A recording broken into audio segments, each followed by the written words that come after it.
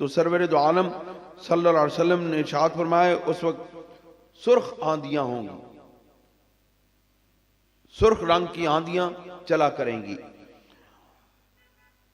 وزلزلتن اور زلزلے ہوں گے، وخسفن اور زمین میں دھنسنا ہوگا، زمینیں دھنس جائیں گی، زمین جو ہے نا ایسے گیپ پیدا ہوں گے، پورے کے پورے قبیلے، پورے کے پورے مکان اور گھر اس زمین کے اندر دھنس جائیں گے۔ ایک اور حدیث پاک یہ بھی ترمذی شریف میں ہے اور یہ بڑی الارمنگ ہے، یہ ہمارے سامنے بڑے معاملات درپیش ہیں۔ اس حدیث کی روشنی میں بہت کچھ سوچنے اور سمجھنے کی ضرورت ہے۔ یہ حضرت ابو ہریرہ رضی اللہ تعالیٰ عنہ کی روایت ہے، اس کو ترمذی شریف میں بیان کیا گیا ہے۔ وعن ابی ہریرہ قال قال رسول اللہ صلی اللہ علیہ وسلم کہ رسول کریم حضرت ابو ہریرہ ارشاد فرماتے ہیں کہ رسول اللہ صلی اللہ علیہ وسلم نے ارشاد فرمایا عزت تو خیزل فیو دیولم والامانت مغنمن، کہ حضور سرور دو عالم صلی اللہ علیہ وسلم نے ارشاد فرمایا کہ جب غنیمت جو ہے اس کو ذاتی دولت سمجھا جائے گا، غنیمت یعنی کہ جو مال غنیمت ملتا ہے جنگوں کے اندر، جو فتح یابی ہوتی ہے، اس کا جو مال ملتا ہے وہ غنیمت، مال غنیمت جو ہے وہ ذاتی ملکیت میں شمار ہوگا۔ حالانکہ اس کا اصول جو قرآن و حدیث میں دیا گیا ہے وہ یہ ہے کہ وہ ملکیت ہے مملکت اسلامیہ کی، اور مملکت اسلامیہ پھر اس کے حصے کرتی ہے، اور مال غنیمت پھر مجاہدین کے اندر تقسیم کیا جاتا ہے۔ لیکن آج دیکھیں، آج جہاں بھی جو بھی فتح وغیرہ تو اب تو ختم ہی ہو گئی ہیں، اب تو مسلمان شکست ہی کھا رہے ہیں۔ لیکن یہ بات یہ ہوتی ہے کہ جو دشمنوں کی طرف سے جو چیز بھی ملتی ہے وہ لوگ اس کو اپنی ذاتی ملکیت سمجھ لیتے ہیں، حالانکہ وہ مملکت اسلامیہ کی ملکیت۔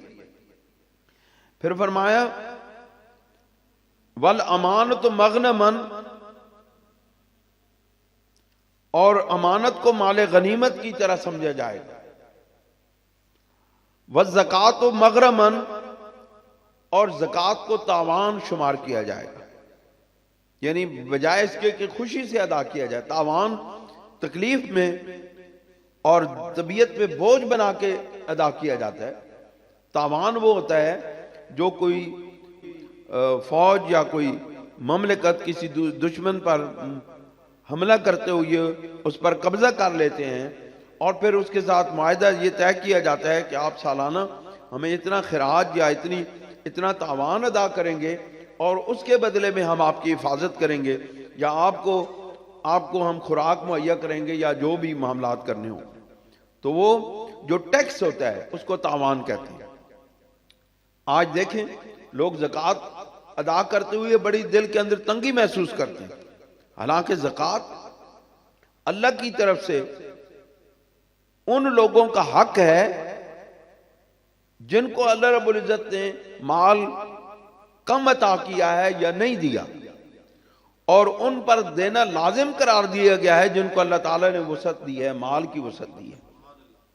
لیکن جو مال کے اندر جن کو اللہ تعالیٰ نے وسعت دی ہے، وہ مال حقیقت میں اللہ کا ہے، اللہ نے ان کو امانت دار بنایا ہے، اللہ تعالیٰ نے ان کو اپنی امانت ان کے سپرد کی ہے، ان کو حفاظت کرنے کے لیے ان کے سپرد کیا ہے، اور لوگوں تک پہنچانے کے لیے وہ مال ان کے سپرد ہوا ہے۔ زکوٰۃ کے وہ مال کے اصل مالک نہیں ہے، اصل مالک اللہ رب العزت کی ذات ہے،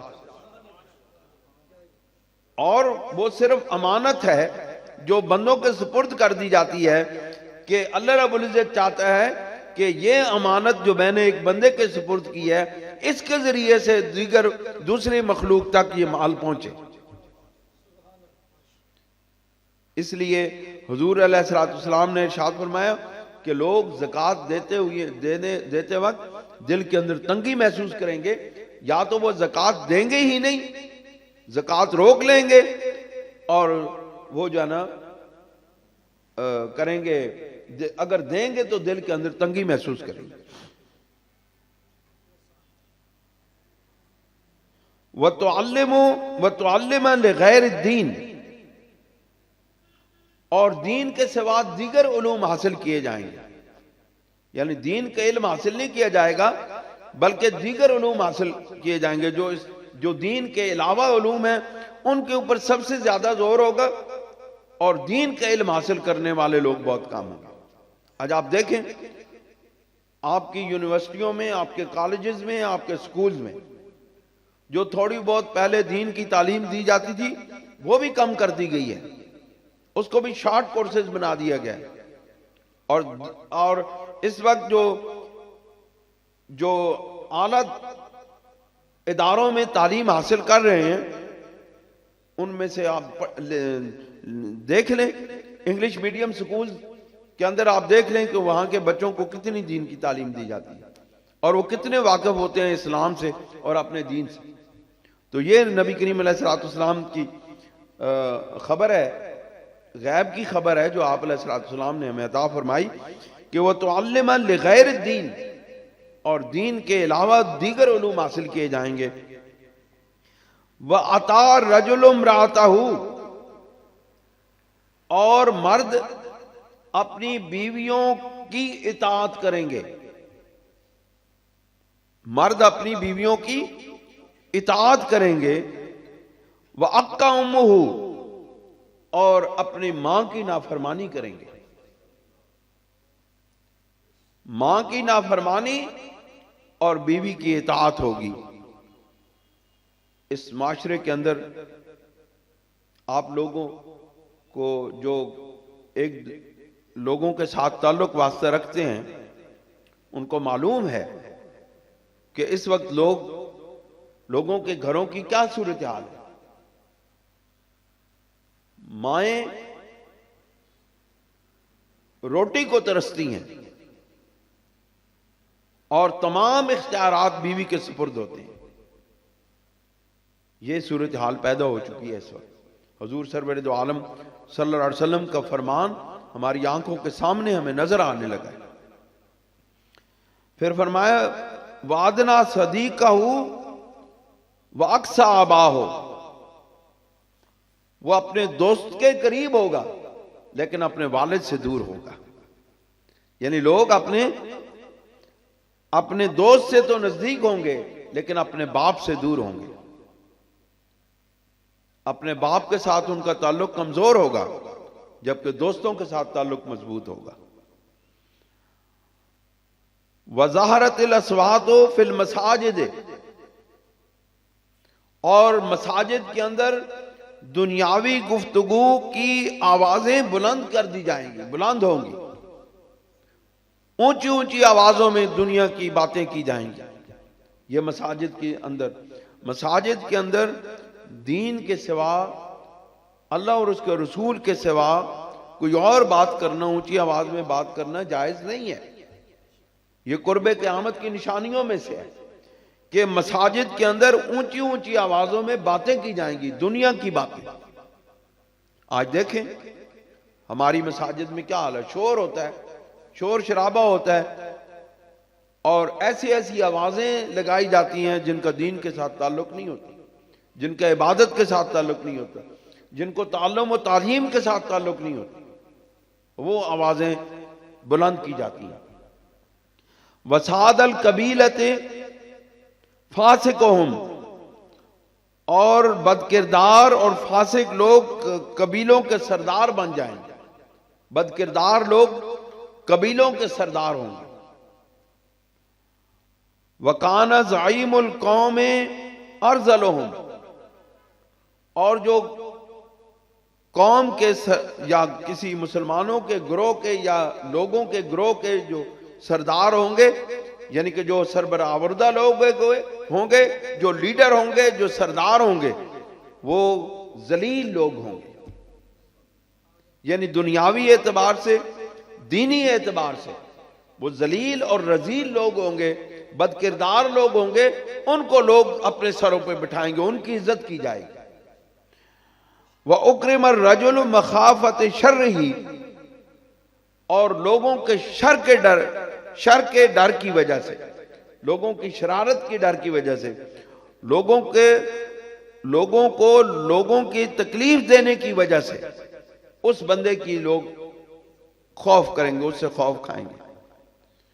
اس کے دینی مرتبے کی وجہ سے اس سے نہیں ڈریں گے، بلکہ اس کے شر کی وجہ سے، اس کو انسانیت کو تکلیف دینے کی وجہ سے لوگ اس سے ڈریں گے. وظاہرت الکائنات والمعازف، اور گانے والی عورتوں اور سازوں اور ساز پھیل جائیں گے. گانے والی عورتیں اور ساز، معازف، یہ جو ہارمونیم وغیرہ ساز ہوتے ہیں نا، ان کو کہتے ہیں. سرور دو عالم صلی اللہ علیہ وسلم نے ارشاد فرمایا کہ گانے والی عورتیں اور ساز و آوازیں یہ پھیل جائیں گی، ظاہر ہو جائیں گی. وشربت الخمور، اور مختلف قسم کی شرابیں پی جائیں گی. دیکھ لیں اپنے معاشرے کو، دیکھ لیں اپنے معاشرے کو دیکھ لیں، اور جہاں سے اسلام نکلا ہے، جہاں سے اسلام پھیلا ہے، ان کے معاشرے کا بھی جائزہ لے لیں. ہم تو چلو پھر گئے گزرے لوگ ہیں، ہم تو دور کے رہنے والے لوگ ہیں. جو وہاں مرکز اسلام میں رہنے والے لوگ ہیں، ان کی بھی آپ اخلاقی اور معاشرتی حالات دیکھ لیں. یہی صورتحال وہاں بھی نظر آتی ہے. کیوں جی ایسا؟ یہ حقیقت سرکار دو جہاں صلی اللہ علیہ وسلم کا یہ ارشاد مبارک زمین پر سچائی کی صورت میں ہماری آنکھوں کے سامنے کھڑا ہے. کوئی مانے یا نہ مانے وہ الگ بات ہے.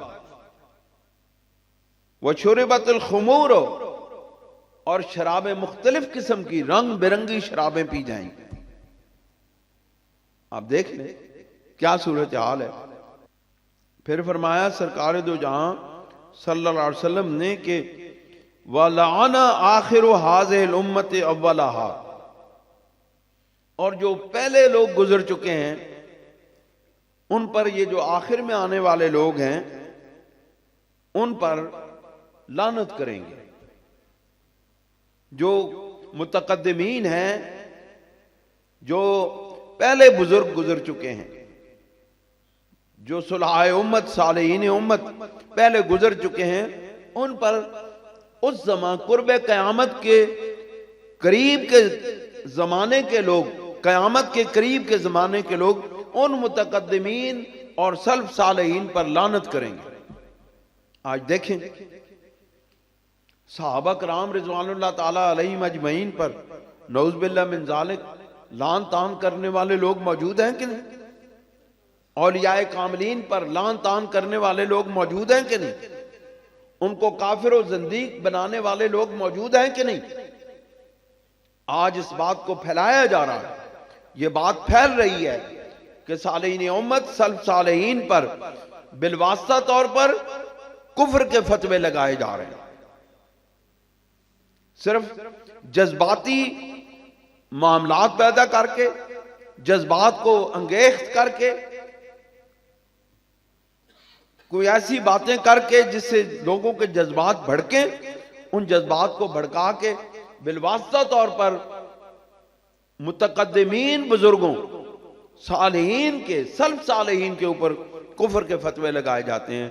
چلو وہ تو رہ گئی بات الگ، لیکن صحابہ کرام رضوان اللہ تعالی علیہم اجمعین جو نبی کریم علیہ الصلوۃ والسلام کے سب سے قریب کے زمانے کے ہیں، آقا علیہ الصلوۃ والسلام کے نوازشات کے نوازے ہوئی ہیں، حضور علیہ الصلوۃ والسلام کے فیض یافتہ ہیں، اور نبی کریم علیہ الصلوۃ والسلام کے سب سے قریبی رفقا میں سے ہیں، ان کے اوپر بھی لعن طعن کی جاتی ہے. یہی اس بات حدیث پاک میں ہے. آج کے زمانے آپ کو سٹیجوں پر، آپ کی یوٹیوب، آپ کے سوشل میڈیا ان لعن طعن سے بھرا ہوا ہے، جو لوگ صحابہ کرام پر نعوذ باللہ من ذالک ننگی گالیاں دیتے ہیں. یہ اس زمانے کی کے متعلق رسول اللہ صلی اللہ علیہ وسلم کی خبر ہے، اور یہ خبریں اس لیے ہمیں دی ہیں کہ تاکہ ہم ان آقا علیہ السلام کے فرمانوں کو پڑھ کے اور سن کے ان باتوں سے بچ جائیں. اور ان اعمال سے بچ جائیں جو ہمیں رسول اللہ صلی اللہ علیہ وسلم نے بتایا کہ قرب قیامت کی یہ نشانیاں یعنی کہ یہ برائیاں ہیں جو پھیل جائیں گی۔ پھر فرمایا فَارْتَقِبُوا عِنْدَ ذَلِكَ رِيحًا خَمْرَاءَ۔ پھر جب یہ صورتحال پیدا ہو جائے گی تو سرور دو عالم صلی اللہ علیہ وسلم نے ارشاد فرمایا اس وقت سرخ آندیاں ہوں گی، سرخ رنگ کی آندیاں چلا کریں گی۔ وَزَلْزَلَةً، اور زلزلے ہوں گے۔ وَخَسْفًا، اور زمین میں دھنسنا ہوگا، زمینیں دھنس جائیں گی، زمین جو ہے نا ایسے گیپ پیدا ہوں گے، پورے کے پورے قبیلے، پورے کے پورے مکان اور گھر اس زمین کے اندر دھنس جائیں گے۔ وَقَذْفًا، اور شکلیں بدل جائیں گی، شکلیں تبدیل ہو جائیں گی۔ اب دیکھیں، آپ ذرا باہر نکل کے دیکھیں، آپ سرور دو عالم صلی اللہ علیہ وآلہ وسلم کے صحابہ کرام پر، آپ کی اہل بیت اطہار پر، سلف صالحین پر جو لان تان کرتے ہیں، ان کی شکلوں کو دیکھیں، اللہ نے ان کی شکلیں بدل دی۔ وَآیَاتٍ تُتَابِعُ كَنِظَامٍ قُطِعَ سِلْكُهُ فَتُتَابِعُ، اور یہ ایسی نشانیاں ہیں، اور ایسی نشانیوں کو جس طرح متواتر آئیں گی، یہ متواتر ایک کے بعد ایک، دوسری کے بعد تیسری، چوتھی، پانچویں، اس طرح رسول اللہ صلی اللہ علیہ وسلم نے ارشاد فرمایا یہ نشانیاں اس طرح ظاہر ہوں گی جس طرح لڑی کا دھاگا ٹوٹ جائے اور موتی ٹھک ٹھک ٹھک کر کے گر جائیں۔ یہ نشانیاں اس طرح ایک کے بعد دوسری، اس طرح طے در طے پوری ہوتی چلی جائیں گی۔